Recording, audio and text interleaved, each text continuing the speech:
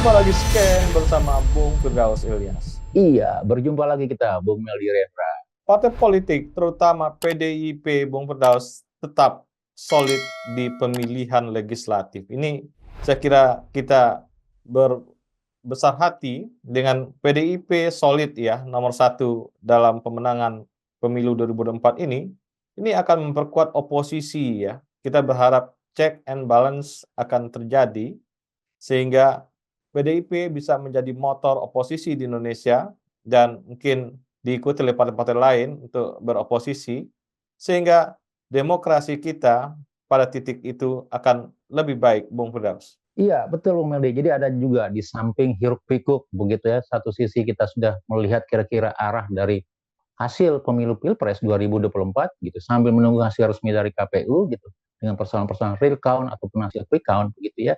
Di sisi lain kita lihat ternyata dalam fenomena untuk pemilu legislatif, partai politik begitu ya, walaupun pasangan Ganjar Mahfud terpuruk begitu, sementara pada posisi ketiga begitu ya, artinya sangat-sangat di luar dugaan, tetapi di sisi lain terjadi semacam anomali atau perbedaan, gitu. Tidak ada semacam koherensi gitu antara keterendahannya partai pasangan Ganjar Mahfud dengan partai pengusungnya. Paling tidak ini yang kita lihat pada fenomena partai politik PDI Perjuangan, Bu Meldi.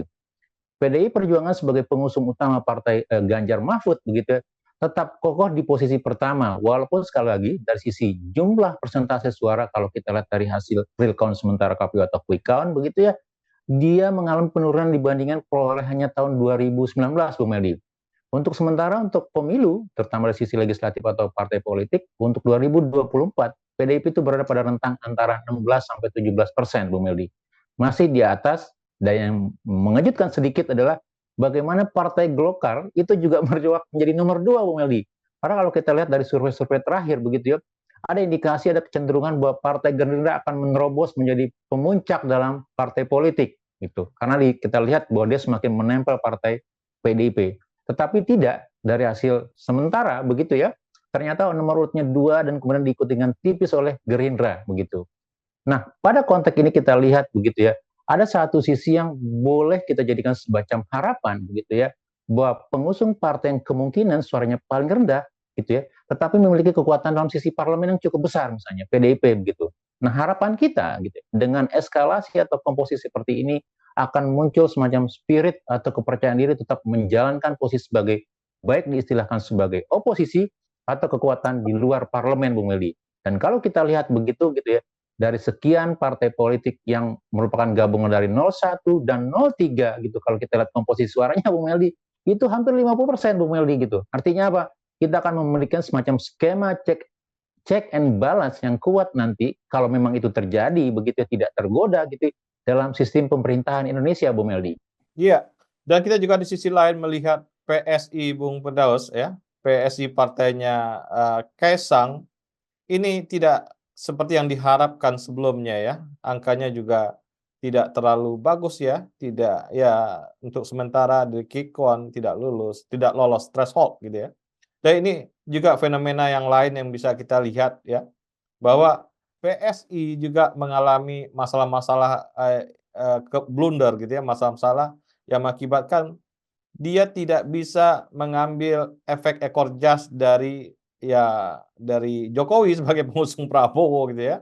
Ternyata di masyarakat itu tidak terjadi. Mungkin saya kira Jokowi masih terasosiasi dengan PDIP, mungkin bisa jadi Bung Firdaus di bawah gitu ya, bukan terasosiasi dengan PSI. Iya, betul. Dan satu lagi yang digadang-gadang akan menembus Senayan, Bung Meldi, adalah PSI ya. PSI yang ya sebelum pemilu gitu terjadi semacam suksesi dalam 3 hari muncul anggota baru, kemudian 2 hari kemudian anggota baru itu menjadi ketua umum PSI, yaitu Kaisang Pangarep, putra kecil dari Pak Joko Widodo, Presiden Republik Indonesia, begitu ya. Itu sudah memasang target paling tidak tembus untuk Senayan, Bung Meldi. Paling tidak di atas 4% mereka harus peroleh dalam pemilu legislatif 2024 ini begitu. Tetapi kalau kita lihat dari hasil baik quick count ataupun juga real count sementara yang disampaikan oleh KPU begitu ya, bahwa PSI masih pada rentang antara 2 dan 3% gitu ya. Belum cukup jauh untuk sampai ke atas 4%. Nah, pertanyaannya gitu kalau kita lihat ternyata gitu ya, baik itu dengan hadirnya seorang Kaisang Pangarep ataupun juga endorsement Jokowi, karena Pak Jokowi itu terakhir dalam masa kampanye itu berkali-kali ketemu dengan Kaisang baik di Bandung atau di tempat lain, Bung Meldi ya. Itu kemudian acara malam-malam dengan pengurusnya begitu, termasuk juga terakhir jalan-jalan di mall juga memberikan simbolisasi yang sama begitu ya. Ternyata tidak cukup kuat gitu, walaupun dari nanti hasil akhirnya kita lihat begitu putusan KPU begitu ya, ternyata tidak cukup kuat di dalam mengendor PSI untuk menjadi salah satu anggota parlemen, Bung Meli, dalam tanda kutip gitu ya, melenggangkan anggotanya menjadi anggota DPR minimal 4% thresholdnya begitu. Dan ini menurut saya juga menjadi satu fenomena begitu ya, bahwa PSI yang dengan dari awal mengidentifikasi sebagai partainya Jokowi begitu ya, kalau Anda suka Jokowi pilih PSI gitu ya, tetapi di sebagian besar publik menunjukkan anomali begitu. Di awal disebut sebagai partai anak muda yang progres, anti apa namanya, ya apa yang mengedepankan politik demokratis, suara anak muda, egaliter, kesamaan dan segala macam. Tetapi dalam beberapa bulan terakhir menunjukkan perbedaan atau anomalinya, itu yang mungkin menjadi pembeda sehingga suaranya tidak cukup bisa naik, Bung Meldi. Nah, komposisi saat ini, Bung Firdaus, kita berharap banyak partai-partai menengah itu bersikeras untuk membuat threshold untuk presiden itu dibatalkan, Bung Firdaus, lewat MK ya. Karena selama ini itu kerugian ada di partai-partai menengah ya, Nasdem, PKB, PKS ya, PAN, Demokrat ya. Saya kira ini 5-6 partai menengah ini mendorong ya supaya presidensial threshold ini dibatalkan saja karena akan memberi cengkraman ke demokrasi Indonesia dan sebaiknya memberikan hal-hal yang baru untuk 2029, Bung Firdaus, agar partisipasi orang untuk menjadi presiden Indonesia makin besar, Bung Firdaus. Iya betul, satu sisi memang kita lihat nanti gitu ya, walaupun dalam undang-undang yang terakhir gitu ya, ada batasan 20% suara gitu ya, itu yang memberikan batasan untuk mendapatkan tiket untuk calon pilpres gitu, calon presiden begitu ya. Dan dari sisi lain dalam sisi praktisnya membangun semangat demokrasi bisa menjadi persoalan begitu ya. Nah, bagaimana nanti? Dan saya pikir memang ini akan jadi pertimbangan, menjadi semacam rekomendasi juga harus ditinjau balik begitu ya. Apakah batasan 20% ini menjadi salah satu yang lebih dalam rangka membangun kematangan demokrasi atau malah menjadi sebaliknya gitu. Atau malah kita bisa usulkan misalnya yang kita batasi bukan thresholdnya, tapi misalnya jumlah orang yang berkontestasi misalnya. Walaupun sekali lagi kalau dibatasi itu mati kita akan berdebat nanti di dalam norma hak politik gitu, mencalonkan dan dicalonkan begitu ya gitu. Dan mau tidak mau memang nanti harus diputuskan berapa batasannya. Apa yang menjadi batasan begitu ya? Apakah semua orang, semua partai politik bisa mengusung pasangan gitu ya, atau ada norma lain begitu. Tapi sekali lagi kalau kita lihat dalam konteks 20% gitu ya, ini harus ditinjau, dilihat, dievaluasi lebih dalam gitu. Kira-kira apakah ini masih sangat baik gitu ya untuk mendorong proses demokratisasi atau tidak begitu.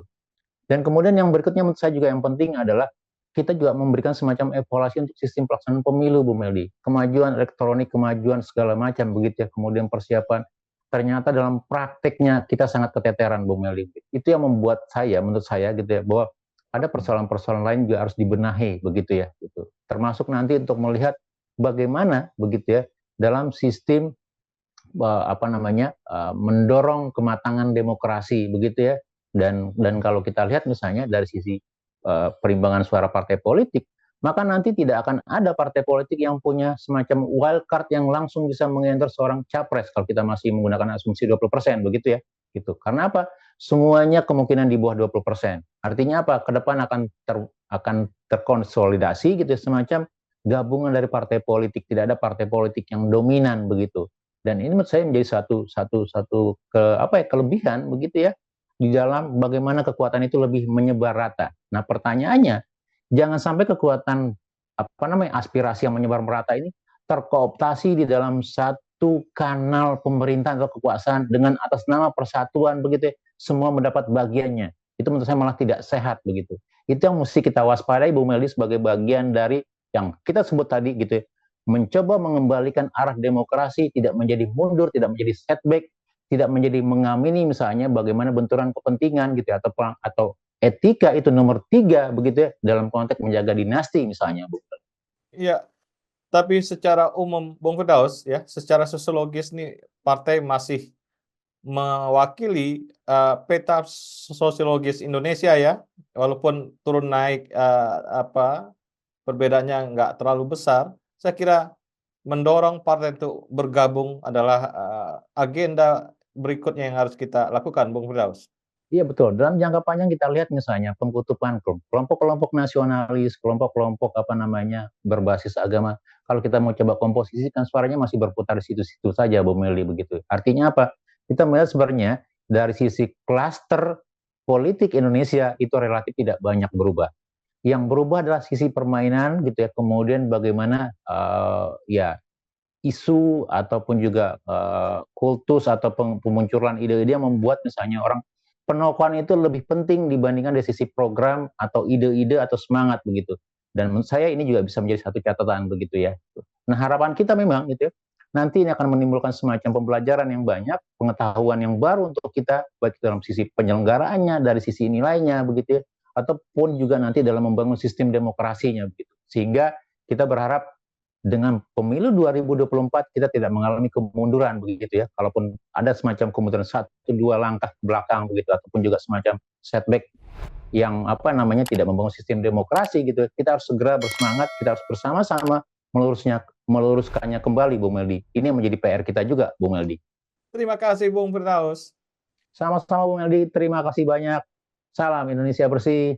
Salam Indonesia bersih.